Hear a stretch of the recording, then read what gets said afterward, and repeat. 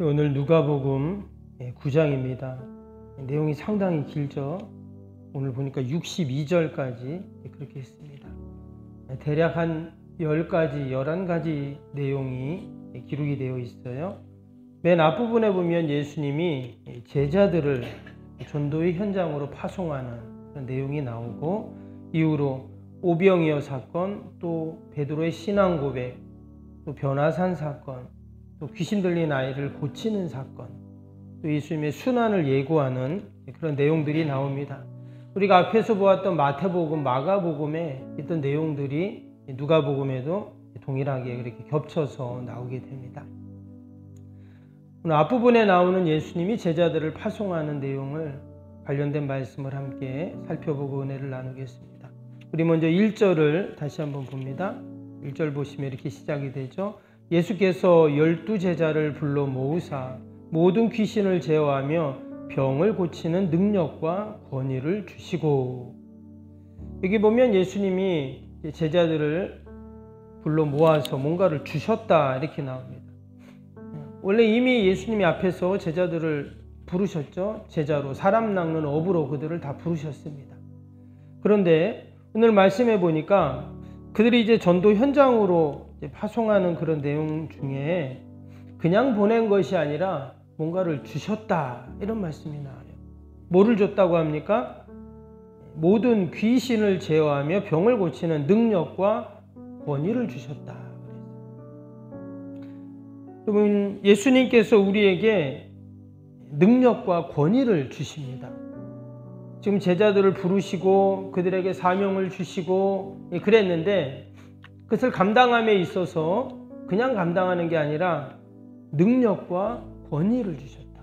그 능력이라는 단어는 디나미스 들어보셨죠? 또 이 권위라는 단어는 엑수시아 이런 단어인데, 사실 이 두 단어는 비슷한 단어입니다. 의미가.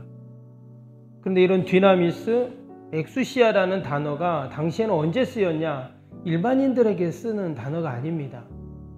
왕이나 또는 영웅이나 또는 신적인 능력을 말할 때 이 디나미스, 엑수시아를 사용을 했는데, 지금 예수님이 제자들에게 그런 능력과 권위를 다 부여했다는 거예요. 그 말은 무슨 말일까요? 지금 그 제자들이 감당해야 할 일이 그냥 시시한 일이 아닌 것을 알 수 있죠.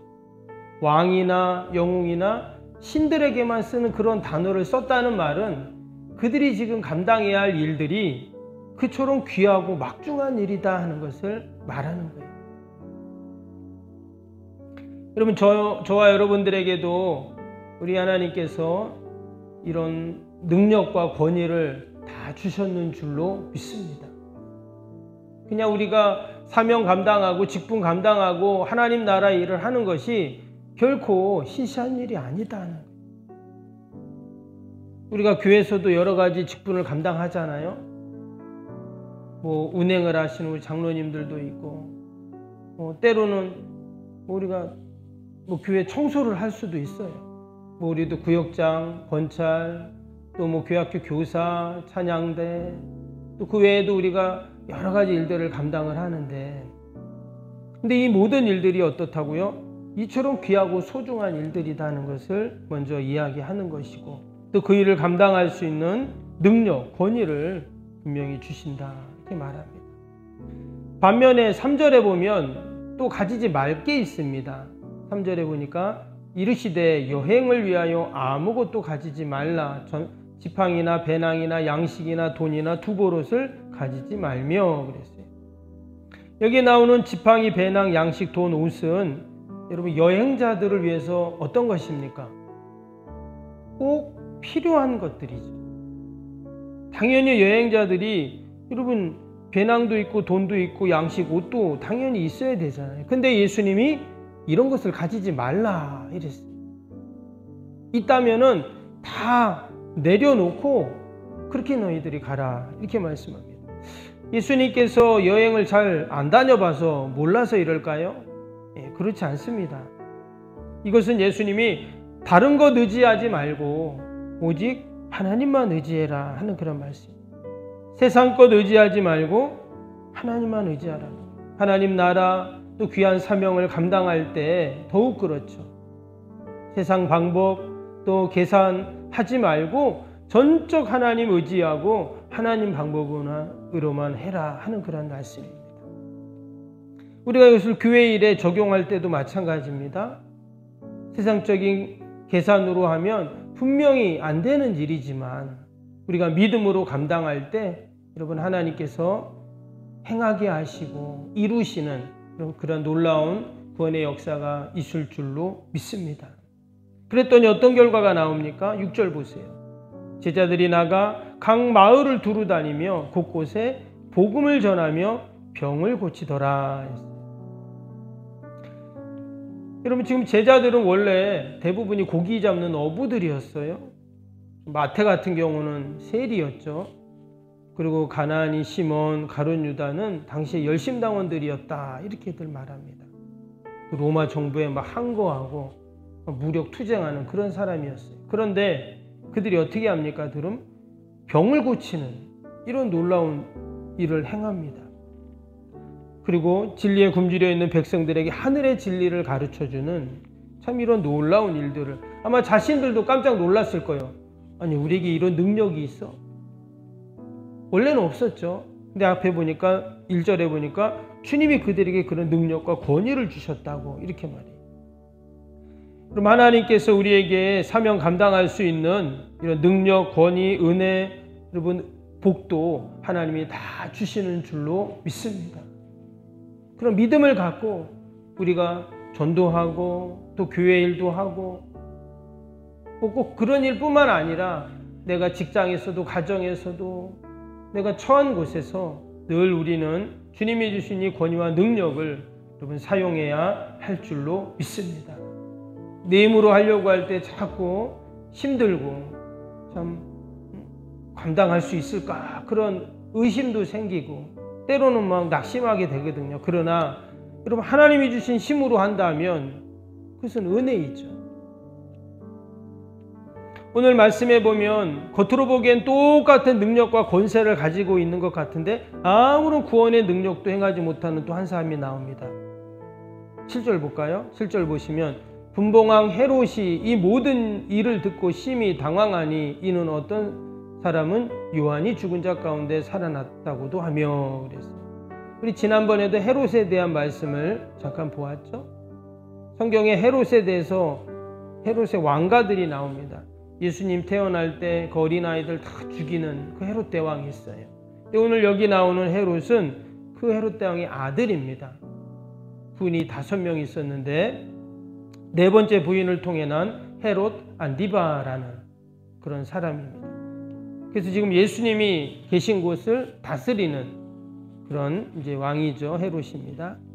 근데 그 헤롯 안디바가 어땠어요? 자기의 동생이 있죠. 헤롯 빌립이라는 그 헤롯 빌립의 아내 헤로디아를 아내로 맞이합니다. 그런데 그것 때문에 어때요? 왕의 그 부도덕한 모습 때문에 동생의 아내를 취하면 안 되잖아요. 그것을 이야기했던 사람이 세례 요한입니다. 결국 세례 요한이 죽게 되죠. 헤롯에 의해서 참수형을 당합니다. 이제 그 생각을 하고 있는 거예요. 그래서 헤롯이 사람들이 예수님을 보면서 다 죽은 세례 요한이 살아났다는 얘기를 하니까 그 소문을 들은 거죠. 헤롯도 깜짝 놀란 겁니다. 그래서 이 헤롯 안디바가 자신도 모르게 두려워하고 염려하고 무서워하는 그런 일들이 분명히 헤롯이 그 죽인 세례 요한이 다시금 살아났다고 하면 어때요? 자신의 치부가 또 드러나는 거잖아요. 그것 때문에 염려하고 걱정하고 그러고 있어요. 여러분 세상의 권력이라는 것이 이런 겁니다. 세상의 능력 그것이 자신의 모든 것을 다 줄 것 같지만 어때요? 영원한 평안을 보장해 주지 못하는 거죠. 그래서 9절에 그가 이런 말을 합니다. 9절 보세요. 헤롯이 이르되 요한은 내가 목을 베었거늘 이제 이런 일이 들리니 이 사람이 누군가 하며 그를 보고자 하더라. 이 헤롯이 예수님을 만나보길 원했어요. 그러나 예수님을 만나지 못하죠.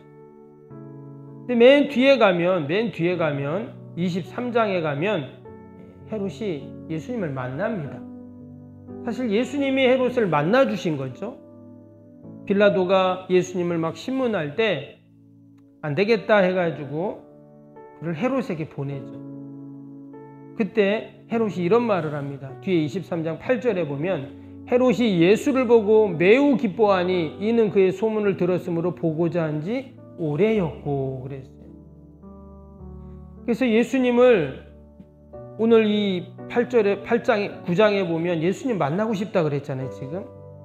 근데 몇 년을 못 만난 거예요. 그러다가 예수님 마지막 십자가에 달리시기 전에 지금 만난 겁니다. 그럼 이제 헤롯은 어떻게 해야 될까요? 아, 당신이 정말 구원자가 맞군요. 내가 옛날에 그 세례 요한을 내가 죽였는데 그때가 내가 잘못했고 후회가 되고 내가 회개해야 되는데 하면서 예수님 앞에 자신의 죄를 고백하고 그렇게 구원에 이르는 이런 일을 해야 되는데 그가 어떻게 했냐면 11절에 뭐라고 나오냐면 헤롯이 그의 군인들과 함께 예수를 업신여기며 희롱하고 빛난 옷을 입혀 빌라도에게 도로 보내니 예수님을 어떻게 했냐면 희롱을 했어요. 그리고는 왕이니까 자신이 입고 있었던 그 홍포 있잖아요. 그것을 딱 벗어가지고는 예수님에게 딱 걸쳐주고는 다시 빌라도에게 보내버린 거예요. 그리고 이후로 예수님이 십자가에 달리시죠. 여러분, 이 모습을 보면서 하나님께서는 헤롯에게도 뭘 주셨을까요? 회개할 기회를 주셨어요. 그가 세례 요한을 죽이고 또 하나님 나라를 가로막고 또 사단마귀의 앞잡이를 하면서 그렇게 하나님의 그 뜻을 거스리는 그 헤롯. 그러나 예수님께서는 어때요? 그에게도 기회를 주시는 거예요. 그래서 마지막 십자가에 달리시기 전에 그를 만나 주시는 거예요. 빌라도가 예수님을 헤롯에게 보냈지만 그것은 그냥 눈에 보이는 그런 현상이고 예수님이 그 마지막 십자가에 달리시기 전까지 헤롯을 만나 주신 거예요. 그럼에도 불구하고 헤롯은 어때요? 그런 예수님을 업신여기고 희롱하고 조롱하는 그런 모습이 나오죠. 분명히 세례 요한을 통해 회개할 기회가 있었고 또 제자들을 통해서 그 하나님 나라 복음에 대한 소문을 듣고 무엇보다 예수님을 직접 만났음에도 불구하고 그는 회개의 기회를 다 놓쳐버리고 구원의 기회마저도 놓쳐버리는 그런 안타까운 모습을 봅니다. 여러분, 저와 여러분, 우리 주님이 우리를 다 만나주셔서 우리에게 이런 놀라운 구원의 은혜를 선물로 주셨는 줄로 믿습니다.